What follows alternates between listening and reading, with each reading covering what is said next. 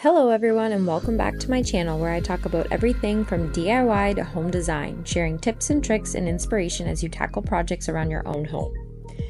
Today I'm sharing behind the scenes of installing bifold doors in our closet. This is well overdue and I can't wait to have this complete. This isn't a challenging project per se, but it does take a little bit of patience to make sure that both sides are lined up correctly. We started by installing the track and then putting the first door in to make sure that we were doing it properly. Ideally, we should have waited to install the trim around the frame, as this house is older and has settled, so it's not exactly square anymore.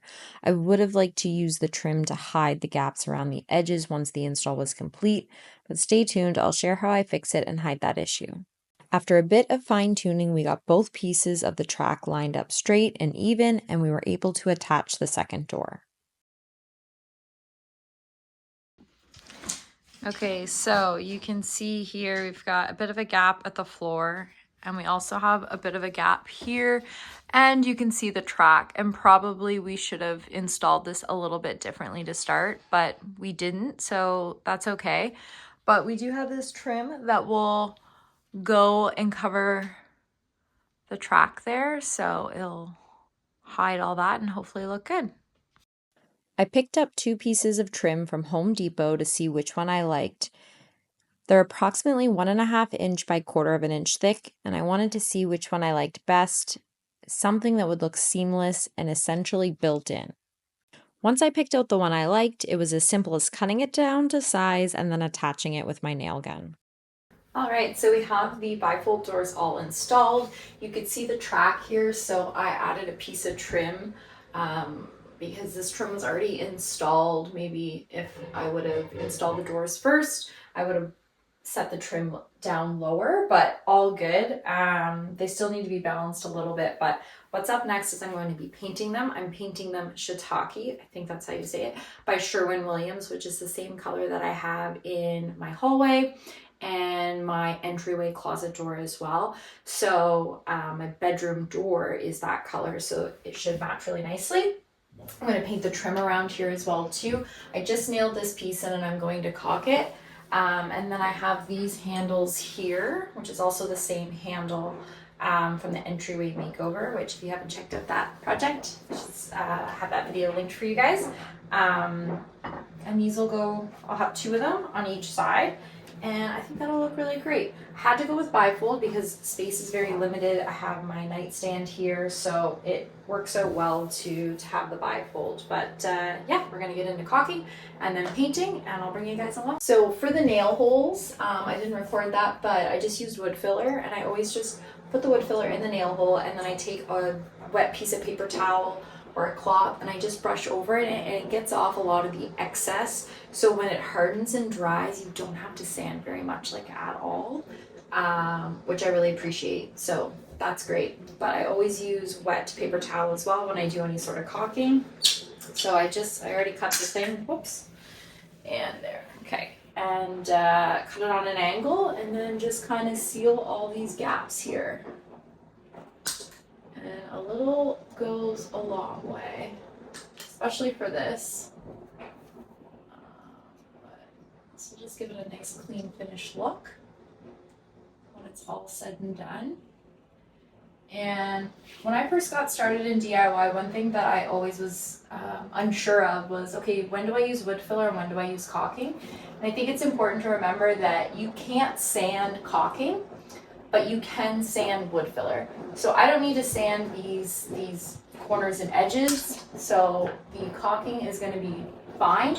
But filling nail holes, in my first house, I filled all my nail holes with caulking, which you can do, but you can't sand it. So once it was painted, it didn't have that great of a finished look.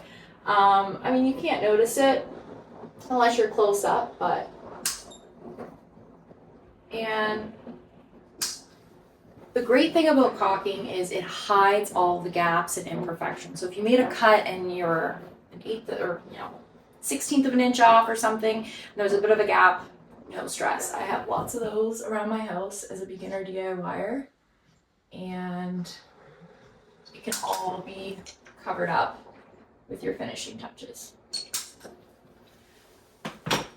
So then I just take my finger And it's good if it's like a little bit damp, so I'll just kind of wipe it on my paper towel and just all the corners there. I want to see any gaps. So this, and then once it dries, we can just paint right over it. There, that was easy. I'll start with the door. Start with the doors to give the caulking time to dry. But I'm going to use a little roller and a brush. I'm not going to paint the inside of the doors, only the inside edge here, because you're not going to see it. But it should be pretty quick and simple. So I don't have a stir stick handy, so I'm just going to give it a good little shake here. And if it needs a little extra, I'll use my paintbrush.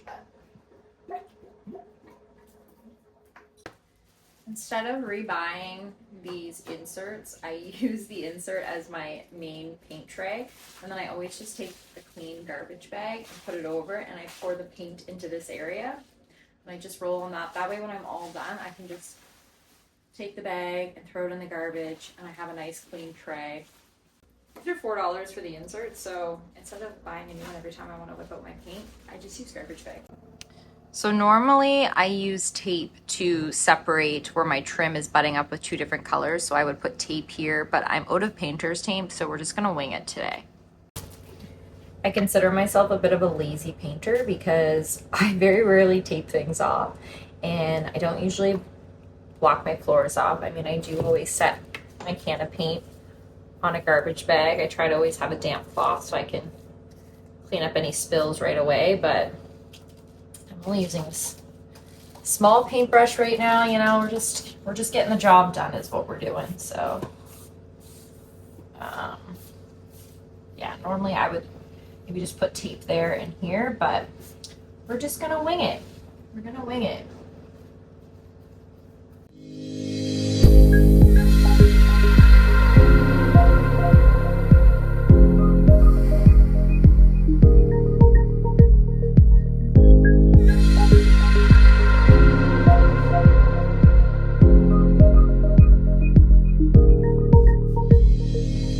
Over on Instagram if you guys thought I was crazy for painting my closet doors with my clothes still in there, and many of you said that you would trust me, and that gave me a really good laugh.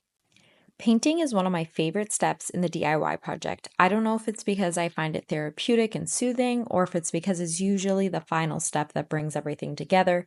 Either way, I really enjoy painting, as long as I'm not painting an entire house at once. Next step was deciding where to install the handles on the door.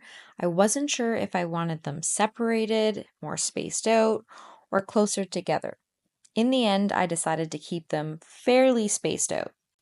I got lazy at this stage. I wasn't much help, but my husband really stepped in to drill the holes and make sure everything was straight and level with the handles. I haven't had closet doors in 2.5 years, so to see these doors finally be installed, painted, and finished is so satisfying.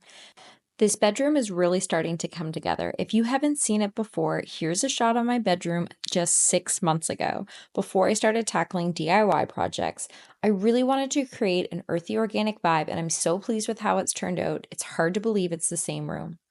I'll link my video on how I created the textured art above my bed so you can too. If you like this video and want to see more DIY projects, hit that like and subscribe button, and I'll see you in the next video.